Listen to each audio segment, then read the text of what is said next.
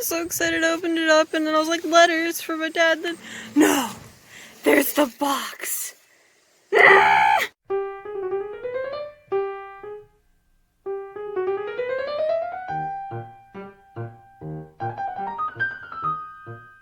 So excited.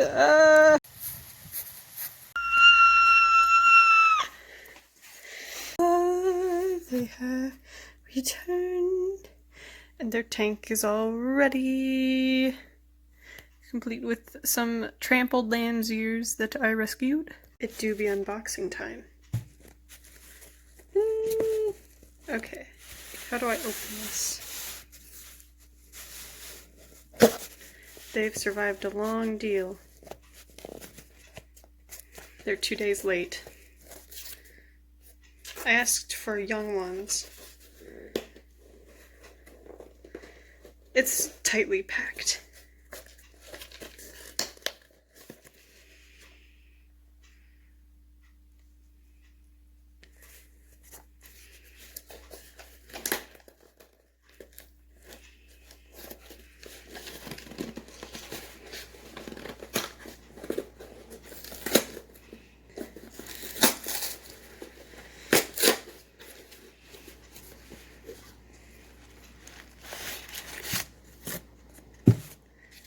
A big thank you.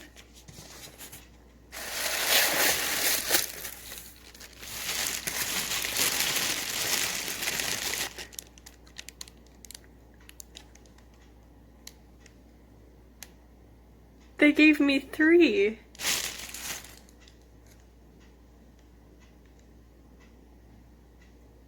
There's 3 in there and I ordered 2 young ones. I don't know if you can see all 3 of them. There. Okay.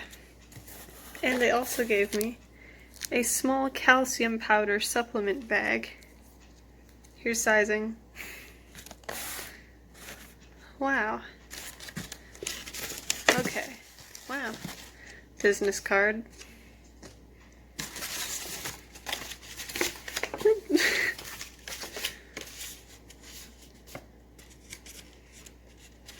So here's where I bought them from, on Etsy.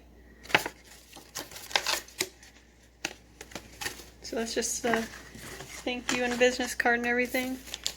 I heard in the reviews that there are instructions on how to wake up the babes. How to wake up your snails. I just realized that everything is backwards. Okay, backwards when I put it on the camera. Step 1, look at the opening.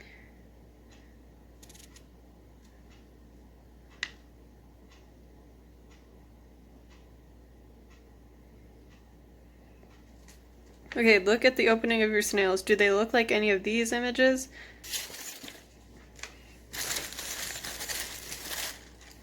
I'm going to open them.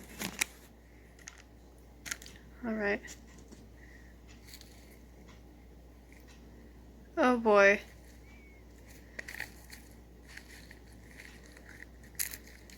Ah.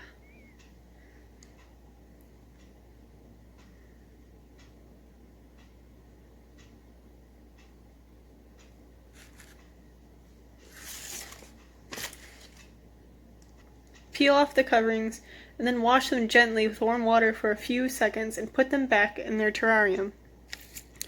So maybe they sent an extra one just in case the other ones were dead. So that's the cup they came in. These are them.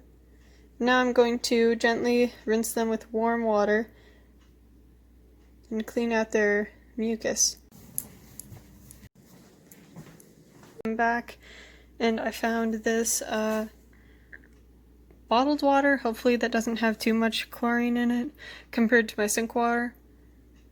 And hopefully they wake up. Yeah, I just looked it up on Google. Apparently it does have chlorine in it in some way, but hopefully that won't really hurt them. Yeah.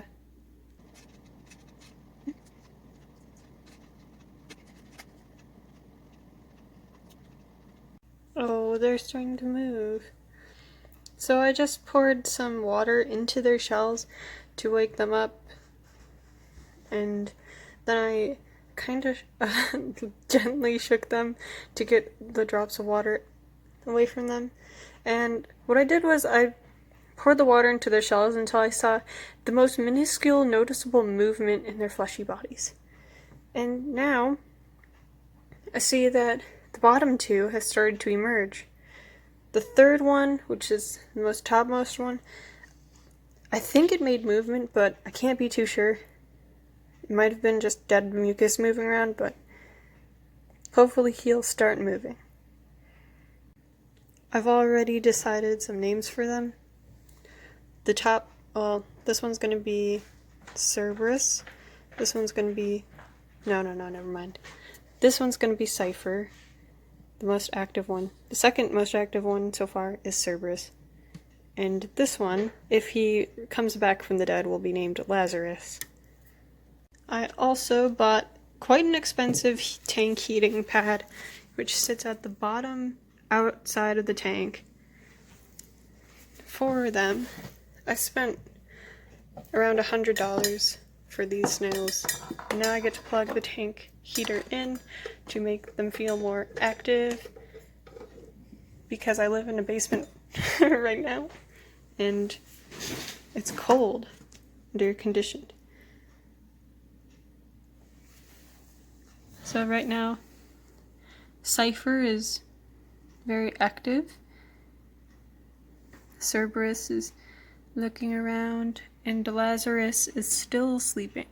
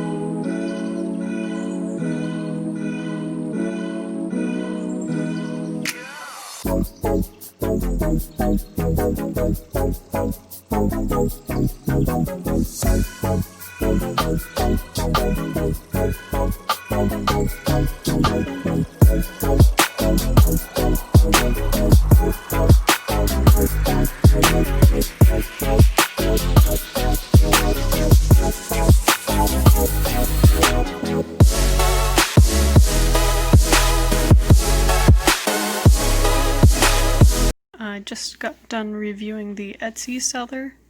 5 stars. And now I'm going to put their packaging foliage in the tank as a little memoir by these lamb's ears plants. There they go. And now I'm going to cut them up and wash off some little pieces of produce for them to eat, so that they're not just droopy-eyed, smelling around the garden compost. Yes, Jade, droopy-eyed. And yes, this garden compost is insecticide-free, by the way. Also, I need to mention that if you have sitting water, don't make it really deep. Like, just make it shallow enough for maybe half their body, because since they're very slow, they can drown. So right now, that's a safe depth for these slow babies. And Lazarus is waking up, and I didn't know how slow snails actually were. I did have a small Wisconsinite snail that was smaller than these, I think maybe the adult size, but like this small. And well, she was really fast for her size. These guys are so slow. Anyways, time for me to prepare them foods. Yesterday I also spent like 45 minutes mincing this snail mix that I made myself.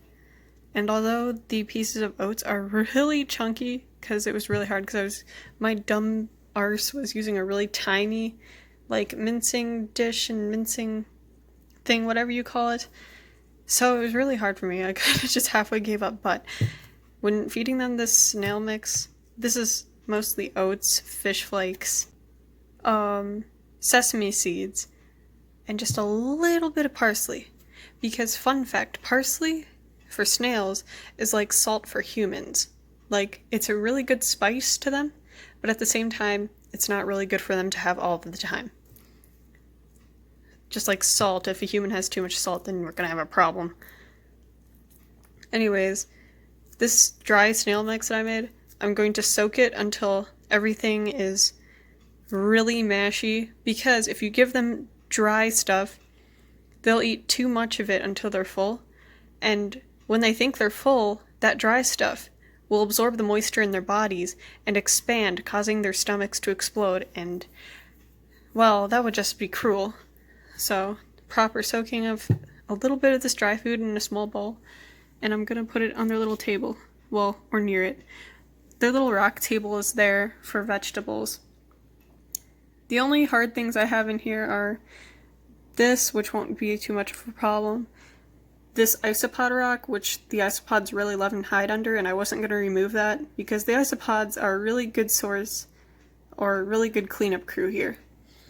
And, well, this rock is where I'm going to set their leafy greens, and that is just decoration. I don't think it can tip over and break their shell. Their shells are very strong, and it's a very light ceramic thing. Also, this bead is plastic. This little fairy bag is plastic, and it's from one of my old doll houses. So, yeah. Anyways, time to make them protein meal and give them their greens. For real this time. A bunch of research before they were delivered on what they eat and other things, so if I have any of these in my fridge, and I wash them off thoroughly and peel off the skins to avoid any possible pesticides being left over, and give them small, like maybe for these sized snails, maybe even less than a dime-sized portion, but yeah, I'll try a dime-sized portion, and if they eat all of it, it's fine. If they don't, I'll just take it out. But yeah, any of these foods up here are fine for them to eat. I'm not going to count seeds though for now. Excitement. I'm going to wash and cut up this one baby carrot and give them some iceberg lettuce. Hulk smash. Make them really strong and dull. Wash before use. Forgive me if there's pesticides. Also, in giving them, I gave them iceberg lettuce. Or, I don't know, something like that. Tried to give them an inner more piece to avoid more pesticides. And if you can't, well, wash me. I cut up some carrots and, well, one carrot and skinned it. Also thoroughly washed the lettuce. I wonder what they're up to. These ones are still all the way over here. And Lazarus made it off the rock. Well, let's see what happens when we bring Lazarus food. Interested?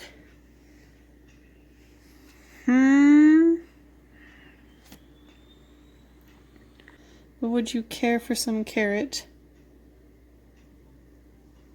Oh boy. Oopsie. Well, that was quite rude of me. Who cares? I'm feeding you. Oh god.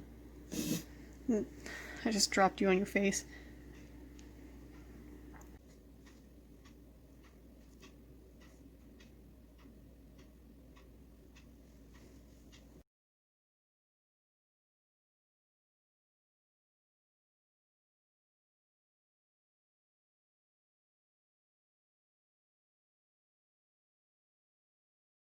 From top to bottom of the screen, they are Cypher, Lazarus, and Cerberus. And I don't know if, like, Cypher is trying to avoid the dirt under them, but he's just like, trying to squeeze between his shell and the dirt, which is really weird. The other two are munching down on the carrot and the iceberg lettuce really well. And I might do this another time. Cypher is a very goofy boy. Does he not know that he can eat now? Ooh. Ooh, the droopy eye thing is happening. He's tipping over. Tipping furthermore. To get a delicious crunch of the fresh chopped carrot, which has been refrigerated for a long time.